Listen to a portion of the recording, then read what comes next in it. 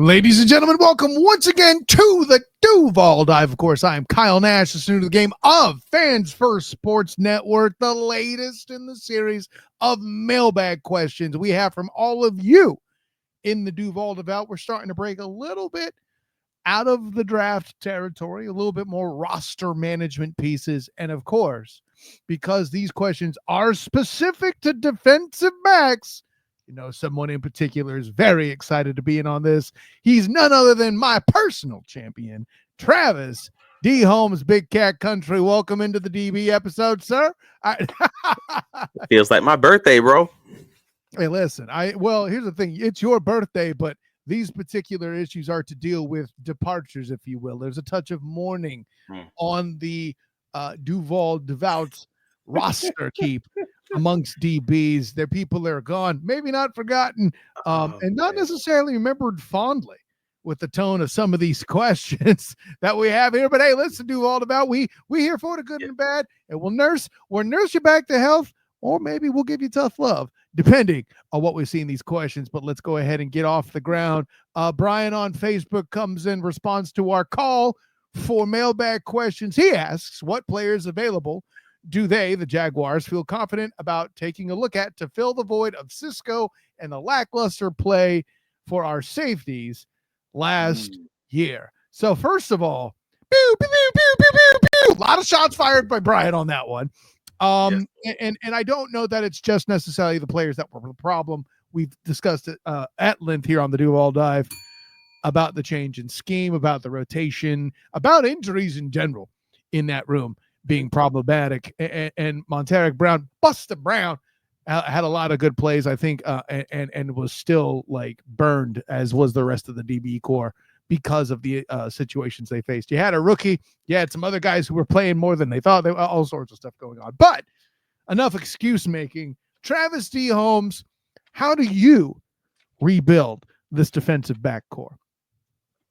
Well, so I think the Jacksonville Jaguars are obviously going to try to lean on the draft and just try to fill that core. I said the same thing on the last Duval Dive episode. If you're not doing something like trading back up into the end of the first round for Nick Emmanwori, then you are hopefully, fingers crossed, like every other freaking team around the NFL, hoping to get someone like Xavier Watts, that ball hawk out of Notre Dame. But then you're starting to get, if you miss out on those two guys, then you're in that situation where you're now that landscape's getting a little barren. Like your only real options as far as true guys, for sure, can probably be starting options. You have Andrew Makuba, the safety out of Texas, or Kevin Winston Jr., depending on how you feel about him. Or some of us say you should get to Gray Zabel at this point and be done with it. But this is a defensive back question. I just wanted to throw that in. Yeah. But the other part about that conversation is there are still guys who are available who are really good freaking NFL players at safety. Like you have Julian Blackmon, the safety from the Indianapolis Colts. He's only 26 years old, and trying to get his first big contract as far as that piece is concerned. I think he'd be a solid signing, and I've already heard from people around the team that they were interested in him, but he's still out there probably waiting to see how the draft's going to go for certain teams so he can get into a good situation with playing time and things of that nature. So that's what I expect. They're going to try to fill that gap in the draft, and then if they're not able to, maybe circle back to someone like a Julian Blackmon for the Colts. Yeah, no, and keep in mind, the question didn't necessarily signify free agency or draft, but you gave people a good dose of both there too. Yeah, I like Blackman's game for sure. I know Silu of Sports After Dark, who I've talked to often on the Student of the Game podcast, is really high on him as well. So, shots to Chris Lewis, of course, and the Sports After Dark crew. But yeah, he's a guy I talk a lot of Colts with. We should probably have him on this show at some point if I'm being real. Yeah. Definitely something worth checking out there. I like that. Next question. I love the handle. I hate this stupid question. I'm sorry. Travis Hunter 23. We know up front who he wants for the 5th pick, and if you add 2 and 3 together, it lines up to 5. I get all of it. I hate this question. When is Tyson Campbell getting traded, and why is it sooner rather than later? This guy, okay, bro, I was there at Jacksonville Jaguar camp talking to this dude, waking up knowing that he got the bag and is about to go to camp to have a year in a new system that will feature his talents and skills more. And he was excited as all get out. And this time after the first game, I get it. There's some frustration there, but I listen. I am not Dave Ramsey. I'm not Mr. Wonderful of Shark Tank. I don't have my own show about financial advice, but this feels like a bad idea even before I get into it. Travis, tell me what I should do. It's a ridiculous question for 2025. It just is. And I love the fact that they're giving the question, but he didn't say, are you doing it immediately? He did say sooner than later, because to be fair, Tyson Campbell has been in the league, 5 years now? 4 years? 5 years? 4 or 5 years. He's had one healthy season. And that's not great. So when you're talking about someone who's getting paid the bag, and he is getting paid the bag, as you've already established, then we're talking about a guy who needs to be healthy to deserve said bag. And right now, you're looking at a situation where you can't trade him, per spot rack. They're just showing you what the numbers look like on the screen for your audio listeners. Basically, it states that for a June 1st trade, Jacksonville Jaguars will have a dead cap of $25.2 million, and they would have basically be paying $17 million additional on the cap to not have him play. That's obviously not going to happen. So in short, they basically have to keep him until mini camp for this to even be essentially. Yeah. And in the alternative situation, if it's a post June 1st trade, you're looking at a dead cap of $5 million in 2025 and $19 million in 2026. And then maybe you can save $2 million on the cap in 2025. So again, it's not worth talking about if you're talking 2025 realistically, unless you're going to split that off. You really just are so passionate to get him off the roster, or someone offered you something that you just had to take it. But with his injury history, that's not even being realistic. Like the fact that he's barely finishing seasons with those either hamstring, ankles, different soft tissue injuries. We need to see a full year of health from Tyson Campbell to even have that conversation. But if you see a full season of health from Tyson Campbell, you're not having this conversation, if that makes sense. No, it's absolutely correct. And I'm even going to add this too. Like, the whole reason I refer to fans of the Jacksonville Jaguars as the Duuuval. It's not just for sweet, alliteration that makes this a hot bar. I get it. That's part of it, but talent and everything, he said modestly. But the punchline's this: devout implies almost religious devotion. And I get it that fans are frustrated with Tyson Campbell. But Kyle, you said a long time ago that Cam Robinson shouldn't have ever been extended. Yeah. That's not the same thing as this, okay? Not being extended, meaning there's no real trade or dead cap penalty for moving on from a dude. The contract expires, and that's it. But they doubled down for 2 more years. And where did he end up? In a Texans uniform anyway, before ending up in a Vikings uniform anyway.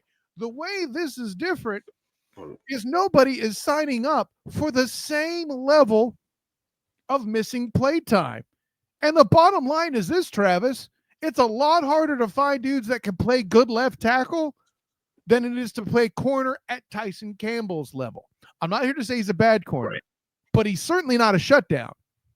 If I say to you Sauce Gardner or Tyson Campbell, granted the conversation's different because Sauce Gardner has fallen off a bit, right, you would think twice. At least Gardner stays on the field some. Right. Like, again, Tyson Campbell is dang good, but also he's getting to that point of being closer to he's closer to Marshawn Lattimore right now than he is to Sauce Gardner. And what I mean by Marshawn Lattimore, because he's another talented, very talented corner who's had his major struggles with injury. Well, Lattimore was traded to the Washington Commanders for a 5th round draft pick. Was traded and a 5th round draft pick, my apologies, to the Commanders for a 3rd, 4th, and 6th rounder. So you're not talking about someone who's offering you this huge opportunity to get off that contract, if that makes sense. Like these are 3rd, 4th, and 5th round picks in a future draft. Like if that's happening, that means that he had another injury in preseason, or he had another injury in week 2 or something along those lines. It wasn't a postseason trade, but it was a really late trade too, for whatever that's worth as well. Mm-hmm. Right. Okay. So I mean, that's certainly a factor. So yeah, listen, man, Travis Hunter 23. I get your frustration with Tyson Campbell. We share it, but buddy, that's the downside of the bulky regime. Paying players that are good, great money. Sound familiar, Travis Holmes? Yeah, but is that also his name's Travis Hunter 23? Maybe hell, it may as well be Travis Hunter for real. Like, because it feels like you obviously want Travis Hunter and Duval, and he's like, well, I need Travis Hunter and Duval, so I need to get their top cornerback traded. Like, nah, I'm with you, bro. That's the thing. If he is truly a Travis Hunter, you good with Ty Campbell getting that case. You know why? It's all that much more playing time that Travis Hunter will get because he's a cheaper pair of legs. Maybe. But if I'm about that bag, I don't want no other good cornerbacks on this roster. I want to be that dude. I'm joking. Oh yeah, but that's how you get your film. I don't actually believe that. I don't believe it. That's how you get your film early, is being cheaper legs, and then you earn the bag getting that cheap leg film, dude. That's what I'm saying. Because you're a rookie anyway. You ain't gonna get the bag till year 3, at least, at the best, right? And as a corner, by rule, yes. But in reality, I don't even know that the team would view him as a corner, because they view him. I personally think they view him as a receiver, but I feel like that's another conversation that we got to have. Yeah, I'm about to say, don't give that bag away too quick. You've gone. I have to admit, if that's the direction you're going, that could represent a flip flop. I won't accuse you, because that's a mailbag question we got coming up in the coming days. We'll definitely address it. But tell the people where you can be found, Travis Holmes. Travis D. Holmes. BigCatCountry.com. That's the most important place where you can find my work covering the Jacksonville Jaguars, but also Travis D. Holmes on all the socials: X, Instagram, Facebook, Blue Sky, etc. We talk all things NFL, college football, and even some UFL, XFL, Canadian Football League. Hey man, if it's football, I'll talk about it. I'll talk to you about soccer, whatever, American football, whatever. That's what we own. Hey, listen, you know what you need to do? Talk UFL. Get these fools back in Orlando. I liked covering the Guardians. I'm just saying. Don't mind it myself. Yeah, but no. Yeah, so there's BigCatCountry.com or all the different socials. Hey, man, lock it in, because we're here to give you all the best content you can get, and grab it while it's free. Like and subscribe if you're listening to us, and rate and review us wherever you catch your podcast. Where can you be found, sir? Of course, I'm Kyle Nash, the student of the game. You can find me on Fans First Sports Network, covering things Jaguar and Orlando Magic, as well as my work covering UCF with the Black and Gold Banneret and the Night Shift podcast on the Night Shift podcast YouTube channel, of course, on Instagram, Threads, Twitter, Blue Sky at the SOTG, and Facebook. Find me as the student of the game. So for my personal champion, Travis D. Holmes, for all you out there dropping these questions and fun or not, no, seriously, thank you for the questions, everybody. But until the next one, guys, class dismissed.